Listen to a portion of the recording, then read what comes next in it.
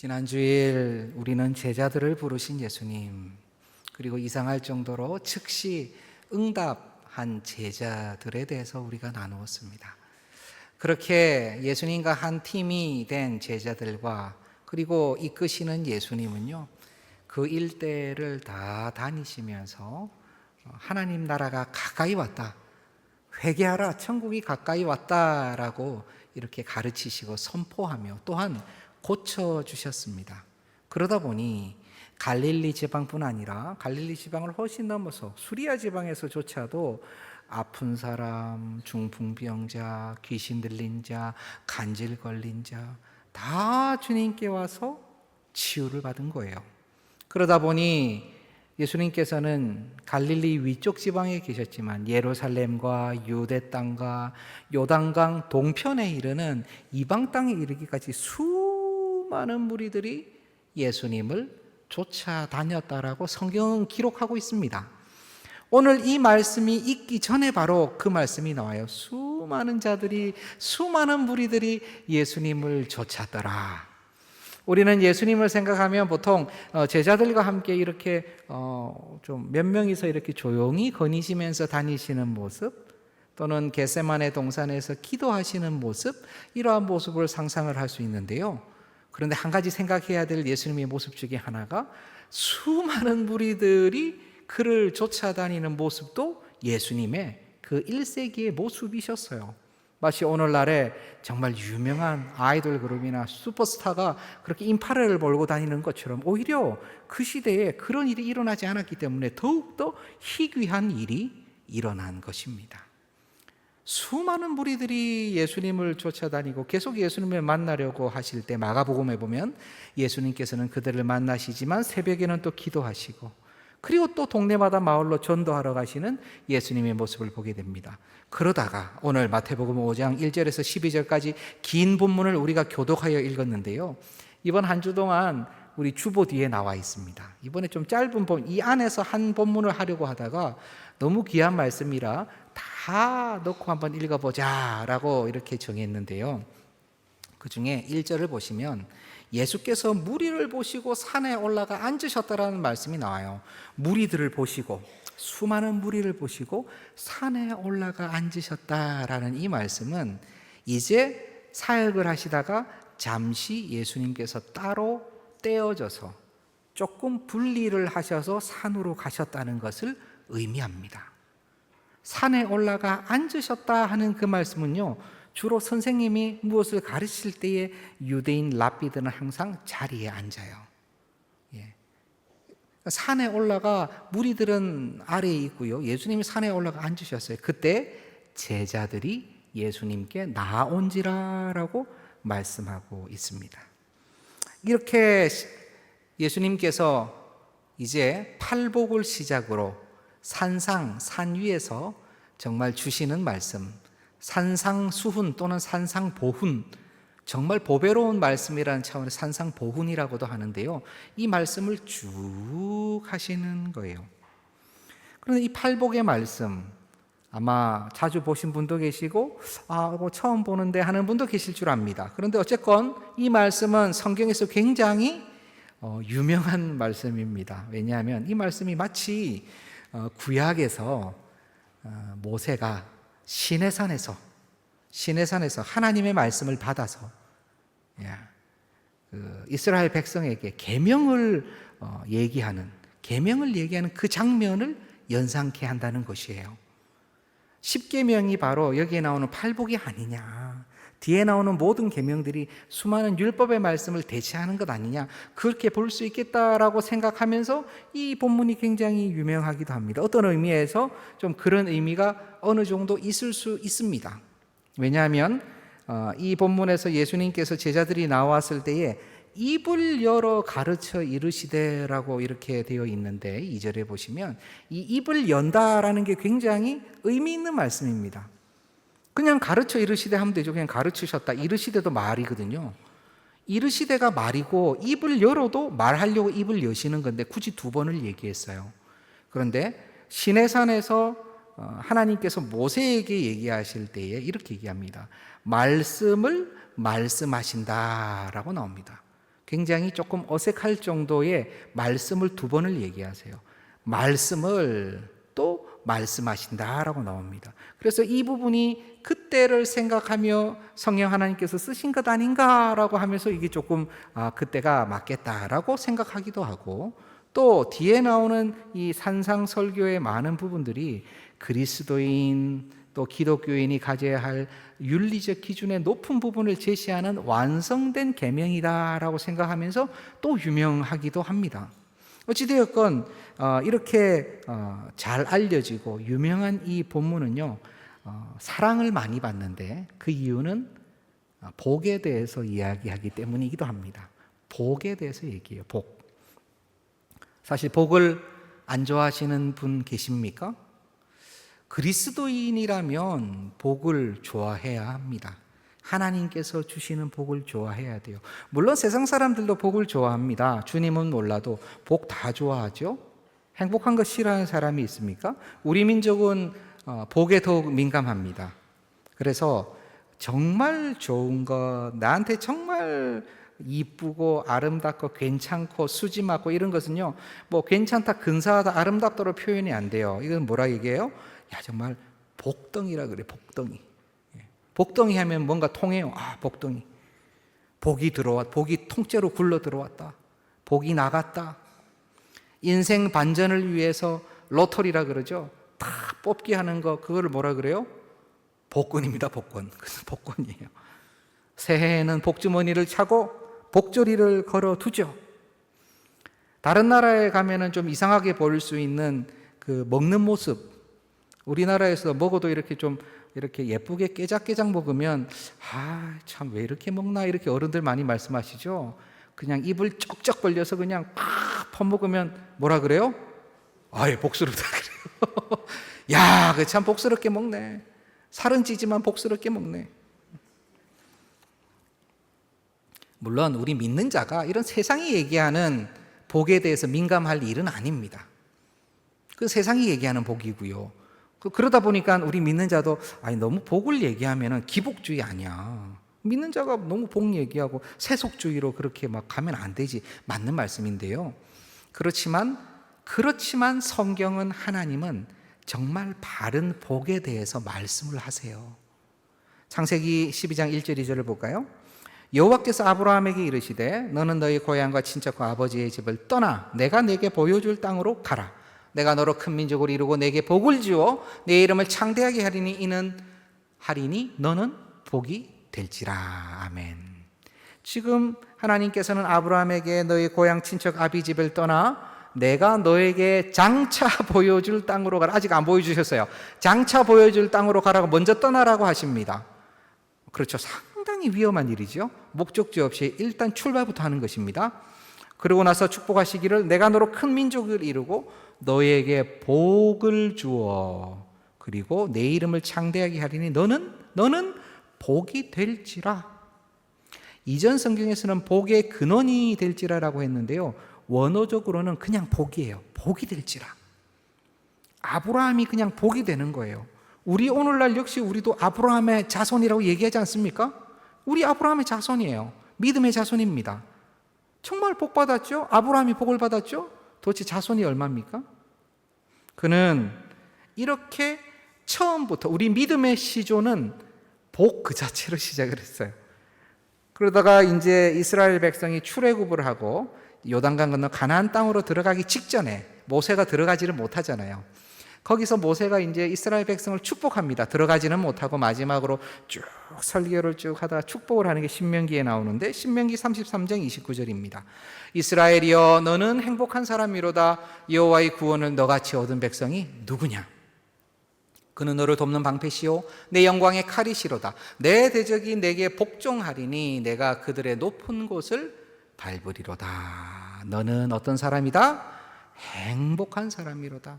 원어로는 그냥 복된 자다. 너는 바로 복된 자다. 너같이 그렇게 구원을 경험한, 여호와의 구원을 경험한 자가 누가 있느냐? 이스라엘은 복된 자라는 선포를 받게 됩니다. 그래서 아브라함이 복이라 그러고 이스라엘 백성이 복된 자라고 그러고, 구약은 어떻게 보면은 복에서 복으로 진행됩니다. 시편에 이제 가장 어려울 때 많은 사람들이 시편을 노래했지요. 시편 1편을 우리가 많이 외웁니다. 어떻게 시작합니까? 시작. 예, 어떻게 많이 하시네요. 대단하시. 역시 복을 좋아하시는.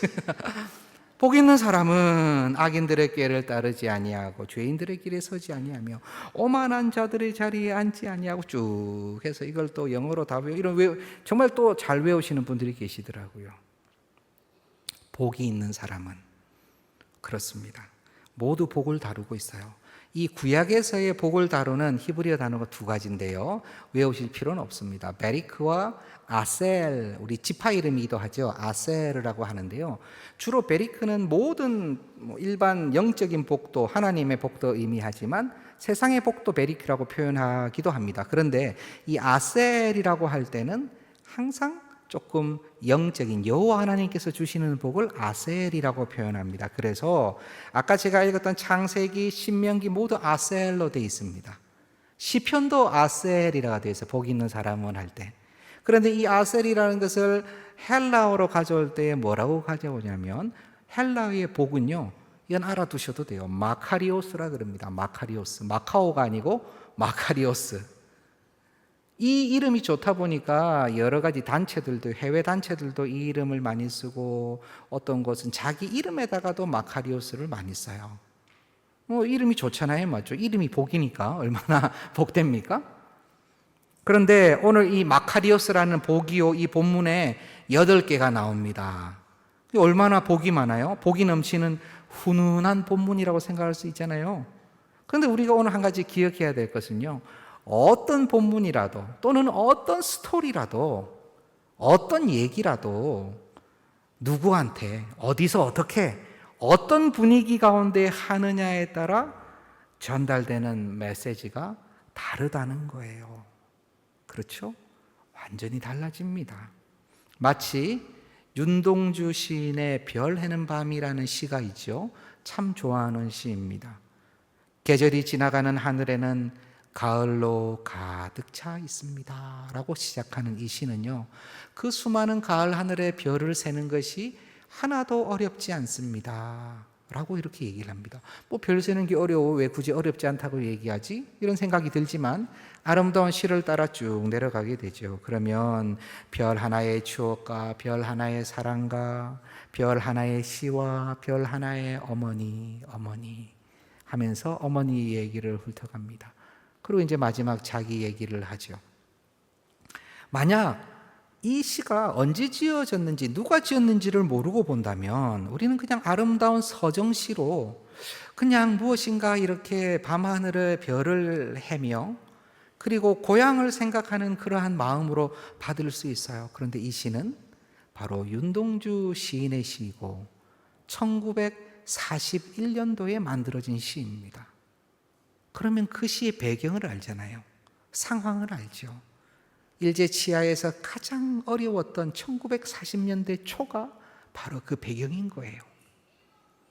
그가 가을 하늘을 바라보면서 내가 별을 해는 게 하나도 어렵지 않다라고 얘기할 때 우리의 마음은 참 이 배경을 알기 때문에, 너무나 어렵고 힘든 게 많기 때문에 별 해는 게 어렵지 않다라고 얘기하는 그 표현에서 마음이 같이 아련해지는 거예요. 별 하나의 추억, 별 하나의 사랑, 그리고 멀리 떨어져 있는 어머니, 고향에 있는 어머니, 이제 가서 볼 것 같지 않은, 가서 만날 수 없을 것 같은 그 어머니를 기억하며 계속 나라를 생각하는 마음을 우리는 그 시에서 볼 수가 있습니다. 배경이 중요해요. 상황이 중요해요. 그렇다면 이 팔복 설교의 대상은 누굽니까? 처음에 읽어보면요, 심령이 가난한 자는 복이 있도다, 애통하는 자는 복이 있도다, 그들은 복을 받을 것이다 라고 얘기해서 3자, 3인칭 다른 누군가를 이야기하는 것 같아요. 청결한 그 누군가는 그들은 복이 있다는 것이죠. 그렇게 쭉 얘기를 해서 이렇게 3인칭으로 8번 말씀을 하시거든요. 그런데 갑자기 11절, 12절을 보면 우리 오늘 본문의 마지막 나오는 본문인데요. 너희를 욕하고 박해하고 거짓으로 너희를 거슬러 모든 악한 말을 할 때 너희에게 복이 있다. 너희의 상이 크다라고 하십니다. 11절 12절에 총 너희라는 얘기가 5번이나 나와요. 그러면 앞에 있는 8개는 도대체 누구를 향한 얘기일까요? 아, 이것도 너희를 향한 말씀인가? 라고 우리는 짐작을 하게 되죠. 그런데 감사하게도 동일한 본문을 다루는 다른 복음서가 있습니다. 누가복음 6장에 나오는 본문인데요. 여기서는 동일하지만 내용은 조금 달라요. 마태복음은 8개의 복을 얘기한다면 누가복음에서는 4개의 복과 4개의 화를 얘기합니다. 화 있을진저라고 하면서. 그렇지만 내용이 동일한 부분이, 특히 복에 관한 부분은 동일한 부분이 거의 흡사해요. 이거 틀린 거 아닙니까? 그리고 거긴 평지에서 설교했다고 하셨어요. 그랬을 때 예수님께서는 산에서도 설교하시고 평지에서도 설교하시고 동일한 말씀을 상황에 맞춰서 조금씩 바꾸시면서 여러 번 설교하셨다는 것을 우리는 알게 됩니다. 성령 하나님께서는 그것을 성경 기자로 하여금 생각나게 하시고 쓰게 하시고 지금 우리를 위하여 읽게 하시는 것입니다. 거기에 보면은요, 첫 절만 보면 누가복음 6장 20절입니다. 예수께서 눈을 들어 제자들을 보시고 이르시되 너희 가난한 자는 복이 있나니 하나님 나라가 너희 것이며, 이렇게 말씀하시는 거예요. 앞에는 똑같아요. 복이 있나니는 똑같습니다. 비록 심령이 가난한 자가 아니라 그냥 가난한 자라 나와요. 가난한 자는 복이 있나니 여기까지는 똑같은데요, 하나님 나라가 그들의 것이며가 아니라 너희 것이며라고 나옵니다. 헬라어로. 그러니까 한글 성경이 번역을 하면서 너희 가난한 자라고 너희 자를 넣은 거예요. 아무런 무리가 없어요. 잘 번역된 것입니다. 지금 예수님께서는 바로 너희를 가르치고 계신 거예요. 제자들을 가르치고 있는 것이죠. 무엇보다도 의미적으로 앞에 있는 말씀을 제안하는 한 중요한 구절이 있는데 마태복음 5장 11절을 한번 같이 봅시다. 같이 읽겠습니다. 이 구절은요, 시작. 나로 말미암아 너희를 욕하고 박해하고 거짓으로 너희를 거슬러 모든 악한 말을 할 때에는 너희에게 복이 있나니. 여기서 제일 중요한 말씀은 처음에 나로 말미암아입니다. 애매히 고난을 당할 때가 있으면 복이 있지만 자기 잘못으로 고난을 받으면 그거 어찌하리요? 라고 베드로 사도 얘기를 하죠. 고난을 받습니다. 누구로 말미암아? 예수님으로 말미암아. 누가복음에서는 인자로 말미암아 너희가 박해를 받으면이라고 나옵니다. 그러니 앞에 있는 모든 본문은 8개의 복은요 다 제자들을 향한 것인데, 그 제자들을 향한 확실한 이유가 누가복음에 나오는 본문이기도 하지만 지금 마지막에 나로 말미암아 박해를 받는, 박해가 2번 나오는 거예요. 8번째가 환난이 나오는데 또 설명을 하시는 것입니다. 그럼 1번부터 8번까지가 모두 사실은 누구로 말미암아? 예수님으로 말미암아. 생각해 보십시오. 심령이 가난한 자가 얼마나 많습니까? 겸손하게, 그리고 굉장히 조촐하게, 단순하게 심령이 가난하다는 것을 어떻게 정의하실 거예요? 애통하는 자가 복이 있다는데 애통하는 게 어떤 자가 애통하는 자입니까? 그냥 슬퍼하는 자가 애통하는 자입니까? 나라와 민족을 보고 울면은 복이 있는 거예요? 물론 안 우는 사람보다는 훨씬 훌륭합니다. 긍휼히 여기는 자 얼마나 훌륭해요? 안 긍휼히 여기는 자보다는 훌륭합니다. 그런데 주님께서는 지금 누구한테 얘기하고 있다고요? 제자들한테요. 그리고 나로 말미암아가 그 앞에 다 생략이 되어 있어요. 그럼 이렇게도 얘기할 수 있습니다. 나로 말미암아 심령이 가난한 자는, 나로 말미암아 마음이 청결한 자는, 나로 말미암아 화평하게 하는 자는, 나로 말미암아 긍휼히 여기는 자는 복이 있다. 나로 말미암아 애통하고 울며 나와 함께 우는 그 자는 복이 있다라는 그 말씀이라는 것입니다. 우리 주님께서는 왜 이렇게까지 말씀을 하실까요? 당시에 제자들의 상황이 어떠했을까요? 당시 제자들은요, 이미 예수님을 따라 길을 떠난 자들입니다. 바로 지난주에 본 본문처럼 다 뒤로 하고 풀타임 사역자로서 예수님을 따라 그저 끝까지 지금 동고동락 낮밤을 가리지 않고 가고 있는 거예요. 복음 사역, 치유 사역을 하고 전도 여행을 하고 있는 것입니다. 그들은 올고지 예수님과 함께 수고와 고생을 다하고 있어요. 오랜 객지 생활은 아마 그들을 겉으로 보기에는요, 좀 꾀지지하게 만들었을지도 모르겠어요. 그들이 여러 가지로 부족하게 보이고 뭔가 정리되지 않은 모습일 수도 있습니다.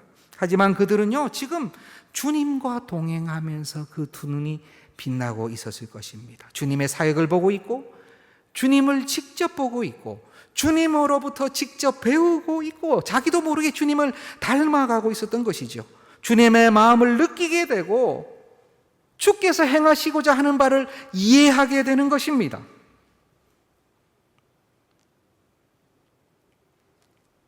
하지만 주님은 그 제자들을 바라보며 그들의 미래를 알고 계신 것이죠. 예수님은 당신께서 어떻게 이 땅에서 사역을 해야 되는지도 너무나 잘 알고 계셨죠. 십자가를 향해서 끊임없이 걸어가시는 여정 아닙니까? 십자가를 향해서 계속 걸어가시는 여정이에요. 목표가 분명하세요. 그리고 제자들도 어떻게 자기를 따라오고, 그리고 주님께서 승천하신 이후에 제자들이 어떻게 사역을 하며 어떠한 순교로 어떻게 영광을 돌릴지도 우리 주님께서는 알고 계신 것입니다. 그리고 주님은 그런 제자들에게, 그렇게 자신을 따라오는 제자들에게 지금 팔복을 먼저 필두로 산상설교를 하시는 것이죠. 저는 이 장면이 참으로 감동적이고도 비장하면서도 아름답고 멋지게 보입니다. 그냥 제 마음 가운데 이런 장면을 연상하게 되더라고요. 마치 한 나라의 운명을 걸고 싸우는 전쟁을 앞두고 이제 저기만 탈환하면 끝나는데, 우리가 이길 것 같은데 수많은 사상자를 각오해야 되는 그런 상황? 가면은 죽을 수밖에 없는, 승리는 하지만 죽을 수밖에 없는 그런 상황에 충성스러운 장수가 나가겠노라고 앞에 나왔어요. 그런데 그들을 쫓아서 그를 따르던 지휘관들이 여러 명이 그 장수를 따라 나온 것입니다. 그때 장수가 지휘관들을 보면서 어떤 생각을 했을까요?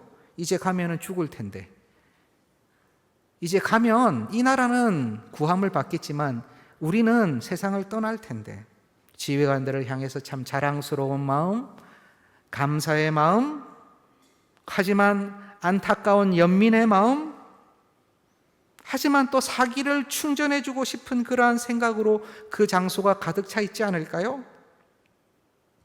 그가 지휘관들을 모아놓고 무슨 얘기를 하겠습니까? 우리는 참으로 이 나라가 택한 귀한 군사들이다. 나라를 위해서 영광스럽게 헌신할 수 있는 기회가 주어졌다. 우리 나가서 한번 제대로 한번 싸워보자. 그리고 이 나라가 어떻게 구원을 받는지 보자. 조국이 우리를 기억할 것이다. 나는 너희가 참 자랑스럽다. 뭐 이런 얘기들을 하지 않을까요? 저는 우리 주님께서 제자들을 보시며 정말 너희가 복이 있는 자다라고 말씀해주고 싶어 하신다고 확신합니다. 내가 너희를 택하였지만 나를 따라서 심령이 가난하여지고, 심령뿐만이 아니라 누가복음에 따라서 실제로도 가난해진 너희들, 너희에게 복이 있단다. 나를 쫓아오며 나를 닮아가며 나와 함께 동역하면서 참고 견디고 하나님 나라가 세워지기를 소원하고 치유하고 전도하는 데 몰두하고 힘을 쏟는 너희들, 나와 하나님 나라와 아픈 자들을 위하여 애통하고 참지 않아도 될 일에 온유함을 발휘하고 하나님 나라의 그 의에 줄이고 긍휼히 여기고 화평하게 하는 사역을 하는 너희들, 그렇게 고생하고 있는 너희들, 너희가 바로 복이 있는 사람이란다. 너희에게 복이 있단다.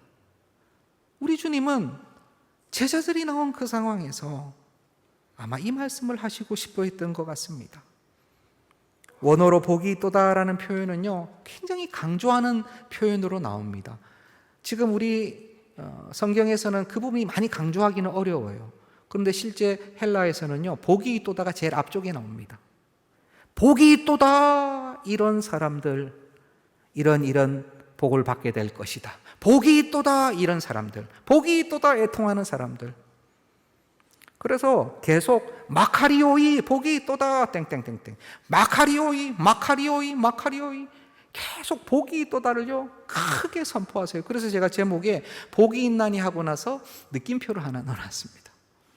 강조를 해야 되니까. 맞습니다. 팔복의 말씀은요, 오늘 이 말씀은요, 세상의 윤리 기준과 같이 너희가 착하게 살면 복을 받게 될 거야, 네가 매일매일 수양해서 마음을 청결하게 하면 너한테 덕이 쌓일 거야, 네가 가가지고 화평하게 하는 사역을 그렇게 열심히 하면 세상 사람들이 너를 인정하지 않겠어? 라고 하는, 이걸 하면 이걸 준다는 개념의 설명서가 아닙니다. 이 말씀은 지금 나와 함께 죽기를 각오하고 나와 있는 그 제자들, 현장에 지금 앉아있고 빛나는 눈으로 자신을 바라보고 있는 그 제자들에게 너희가 복이 있다, 너희가 지금 애통하는 자고, 너희가 지금 화평케 하는 자고, 너희가 지금 마음이 긍휼로 넘치는 자들 아니냐? 너희가 그런 자들이잖아. 너희가 복이 있는 거야 라고 얘기하시는 거예요. 이 말씀은 이렇게 하면 이렇게 될 거야 말씀이 아닙니다. 이미 있는 제자들에게 주께서 주시는 위로와 격려의 말씀인 것이죠.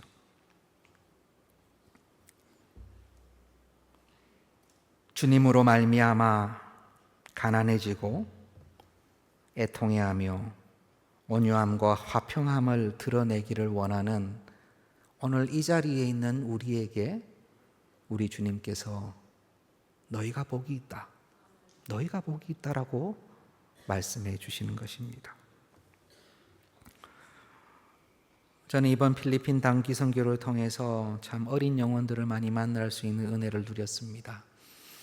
그저 이전에 우리나라처럼 북치면 몰려오는 어린아이들처럼 그렇게 수많은 어린아이들이 같이 모여서 복음을 듣고 함께 말씀을 나누는데요, 10년 가운데 간절한 마음이 생기더라고요. 하나님, 이곳에서 정말 이 나라를 뒤흔들 주님의 제자들이 풍성히 나오게 해 주옵소서. 그리고 단 한 명이라도 놓치지 말고 천국에서 다 만났으면 좋겠습니다. 누가 누군지 우리는 알 수 없지만 우리가 천국 갔을 때, 목사님, 그 옛날 제가 거기 있었어요, 그 현장에 있었어요 라고 말한다면 우리의 기쁨이 얼마나 더할까요? 그런 생각이 들더라고요. 그런데 그곳 교회에서 참으로 충성스럽게 섬기는 우리 청소년들, 그 대학생들 아이들이더라고요. 얘들은 전도 집회를 가는데 앞에서 먼저 막 찬양으로 인도하고 게임 인도하고요, 상품 이런 거 주고 이렇게 하는데 너무 자기들끼리 다 알아서 하는데 훈련이 잘 돼가지고 거의 사역팀이에요, 전도팀이에요. 말씀을 전하기 전에도 분위기를 다 만들고 끝나고 나면 또 마무리하고요, 가는 곳마다 걔들이 다 가서 하는 것입니다. 중학생, 고등학생, 이제 대학 갈 애들, 대학생들이 그렇게 모여가지고 그렇게 섬기고 있더라고요. 마지막 날 함께 예배를 드리는데 같이 안수기도를 하고 기도를 하는데요, 너무나 축복하고 싶은 마음이 간절했습니다. 너희가 진짜 복 있는 자들이구나. 너희가 진짜 하나님께 받은 은사를 가지고 하나님께 충성하는 자들이구나. 오히려 여기에 환경이 쉽지 않고 그리고 여러 가지로 어렵기 때문에 오히려 심령이 가난해지고 함께 애통할 수 있고 위로자로서 사역을 할 수 있는 것이구나. 우리 주위에도 우리 동산에도 제자로서 주님으로 말미암아 인자로 말미암아 여러 어려움 가운데 주님의 나라를 꿈꾸며 그래도 나아가시는 존경스러운 분들이 많이 계십니다.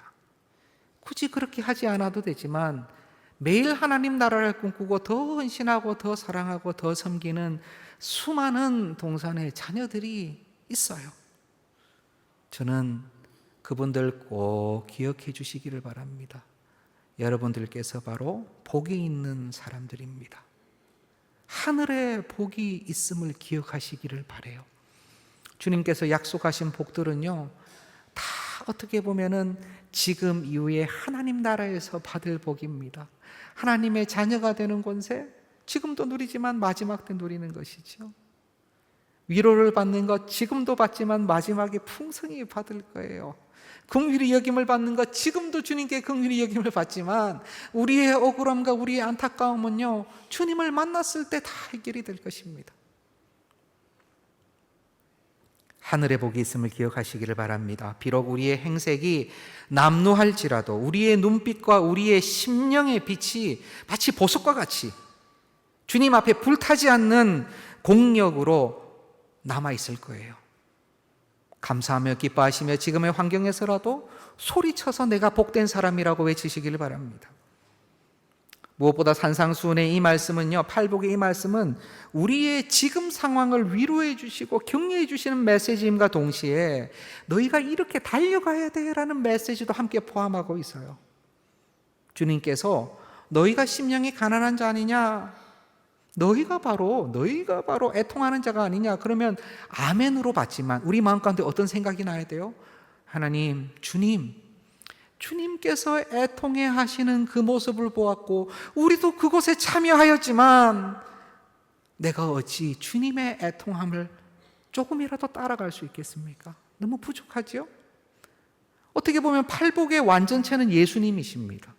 심령이 가장 가난한 분도 우리 예수님이고 가장 애통히 여기시는 분도 예수님이고 을을 위하여 간절히 소망하고 바라는 분도 예수님이세요. 우리가 이 말씀을 들을 때 감사하고 기쁘지만 우리 마음 가운데 동일한 마음이 생겨요. 하나님, 부족합니다. 제자인 우리가 너무 부족합니다. 그럼 어떻게 해야 돼요? 간절히 소원해야죠. 주님 닮고 싶습니다. 주님 더욱 닮아가기 원합니다. 주님 따라가기 원합니다. 주께서 사랑하시는 동산의 모든 권속들께서는 위로하시는 주님, 격려하시는 주님, 그리고 완전함으로써의 목적을 보여주시는 주님 앞에서 다시 한번 매일매일 지금 이렇게 이런 예배당에서 함께 예배를 드리는 것과 같이 주님 앞에 나아가시기를 바랍니다. 우리 주님께서 속히 지나가는 이 땅에 분명한 비전을 보여주실 것입니다. 저는 무엇보다 기도가 되는 것은요, 이 팔복산, 팔복이 선포되었으니까 팔복산이라고 불러보는 것이죠. 팔복산 위에서 이 말씀을 듣는 것이 아니라 제자인데 제자로서 주님 앞에서 앉아서 주님의 말씀을 귀 기울여 듣는 것이 아니라 혹시 제자임에도 불구하고 멀리서 집에서 동네에서 무리들 틈에 끼어서 이 말씀을 멀리 듣고 계신 분이 있을까 마음이 염려가 됩니다. 이미 주께서 나를 불러주시고 하나님의 자녀로 입적하여 주신 것을 알매도 불구하고 하나님 나라와 예수 그리스도를 나의 첫 번째 가장 중요한 포지션에 두지 아니하고 내가 여전히 그 앞에 있다면 우리는 이 시간 우리의 행랑을 다시 꾸려서 신발을 준비하고 주님 곁으로 뛰어가야 될 줄로 압니다. 우리도 길을 떠나야 돼요. 언제까지 이렇게 앉아 있을 수가 없어요. 나를 따라오라 하는 주님 앞에서 우리 역시 일어서서 주님, 제가 주님 발 뒤꿈치를 쫓아가겠습니다 라고 고백하며 나아가는 것이죠. 하나님께서 그 위에 은혜와 능력을 부어주실 것입니다. 주님께서 사랑하시는 동산의 형제자매 여러분, 힘들고 어렵습니다. 이 땅에서 사는 것이 때로는 감사하고 기쁘고 안락할 때가 있고 편안할 때도 있지만 예수님 생각하고 하나님 나라 생각하고 내가 조금 더 힘을 내야지 하고 또 지나가면 또 힘들고 어렵고 때로는 원치 않는 환난을 당할 때도 있습니다. 그러나 주님과 함께 떠난 제자이기에 지금 주님과 함께 동고동락하며 동행하고 있기에 우리는 인자 때문에 주님 때문에 그분 때문에 복받은 자라고 선포하며 나아가는 우리가 되기를 간절히 소원합니다. 우리는 복받은 자입니다. 나야말로 복된 사람입니다. 이 길 끝에서 우리가 주님을 배울 때에 우리 주님께서 가장 복된 자로 우리를 안아주실 것입니다. 저는 이 길 끝에서라는 말이 참 좋아요. 사랑하고 존경하는 예전에 한 분 전도사님이 그 말씀을 자주 하셨는데요, 이 길 끝에서 주님을 배울 것을 생각하면 바로 오늘의 내가 어떻게 해야 될지를 다시 한번 고민하고 기도하게 됩니다. 그렇게 한 걸음씩 이번 한 주간도 제자의 길을 담대히 걸어가시는 우리 모두가 되기를 간절히 소원합니다. 우리 수많은 무리들 줄지어 예수 이름 높이세 우리 찬양하면서 가사를 생각하면서 우리의 고백으로 올려드리십시다.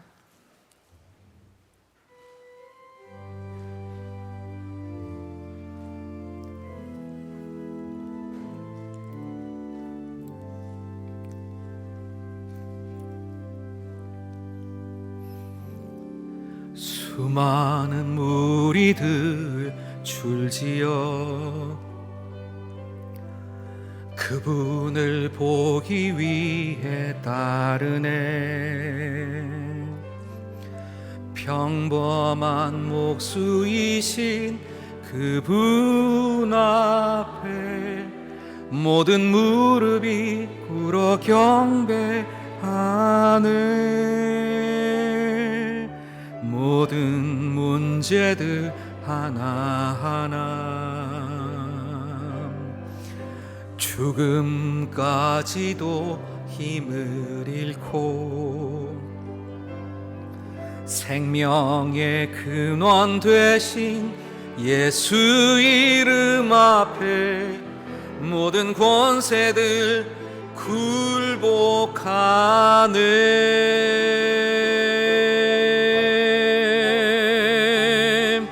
예수 이름 높이세 능력의 그 이름 예수 이름 높이세 구원의 그 이름 예수 이름을 부르는 자 예수 이름을 믿는 자 예수 이름 앞에 나오는 자 복이 있도다.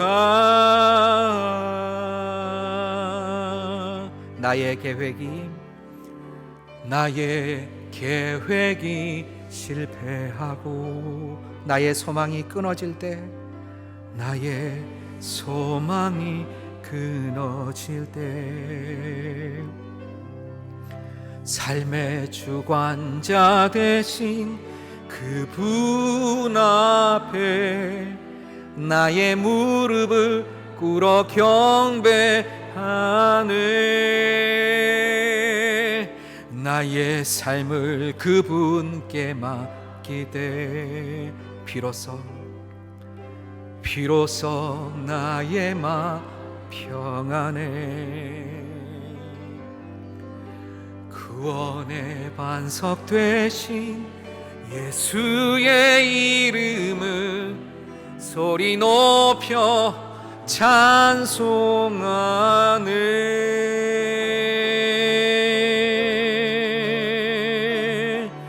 예수 이름 높이세 능력의 그 이름 예수 이름 높이세 구원의 그 이름 예수 이름 부르는 자 예수 이름을 믿는 자 예수 이름 앞에 나오는 자 복이 있도다.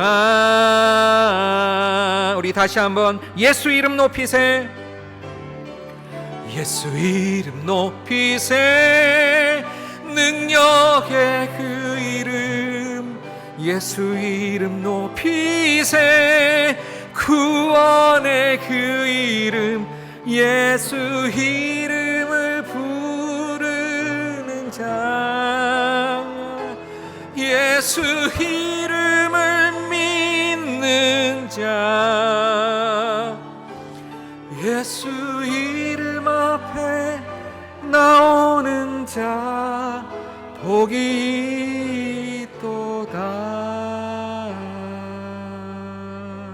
아멘.